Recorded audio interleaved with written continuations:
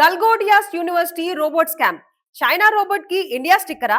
AI summit లో Galgotias university విద్యార్థులు చూపించిన ఆ రోబోట్ వెనుక ఉన్న అసలు సీక్రెట్ ఏంటో మీకు తెలుసా?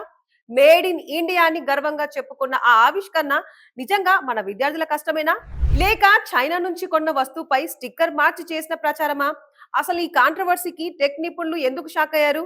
ఈ ఇంట్రెస్టింగ్ విషయాన్ని ఈ వీడియోలో తెలుసుకుందాం. ఇటీవల జరిగిన ఒక ఏఐ సమ్మిట్ లో గల్గోటియాస్ యూనివర్సిటీకి చెందిన కొందరు విద్యార్థులు ఒక హ్యూమనాయిడ్ రోబోట్ ను ప్రదర్శించారు.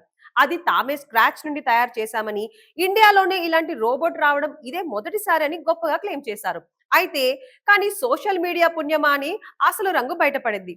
ఆ రోబోట్ మరేదో కాదు, చైనాకి చెందిన యూనిట్రీ H1 అనే మోడల్. ఇది మార్కెట్ లో 75 లక్షలకు దొరికే రెడీమేడ్ రోబోట్. విదేశీ రోబోట్ ను కొని దానిపై చైనా కంపెనీ పేరు తీసేసి గల్గోడియాస్ లోగో వేసి తామే కనిపెట్టామని చెప్పడం ఇప్పుడు నేటిజన్ల ఆగ్రహానికి కారణమైంది. నిజమైన ఇన్నోవేషన్ కు మరియు రీబ్రాండింగ్ కు మధ్య ఉన్న తేడాను ఆ విద్యార్థులు మర్చిపోయారని విమర్శలు వస్తున్నాయి. సాఫ్ట్వేర్ లో చిన్న మార్పులు చేసి మొత్తం హార్డ్వేర్ అంతా తామే చేశామని చెప్పుకోవడం అకాడమిక్ ఎథిక్స్ కే విరుద్ధమని కొందరు గట్టిగానే తమ అభిప్రాయాన్ని వ్యక్తపరుస్తున్నారు.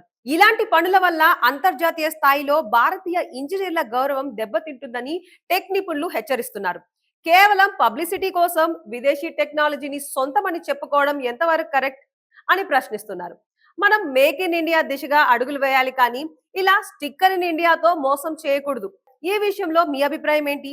ఇది కేవలం విద్యార్థులు తప్ప, లేక క్రెడిట్ కోసం ప్రాకులాడే యూనివర్సిటీ మేనేజ్మెంట్ తప్ప?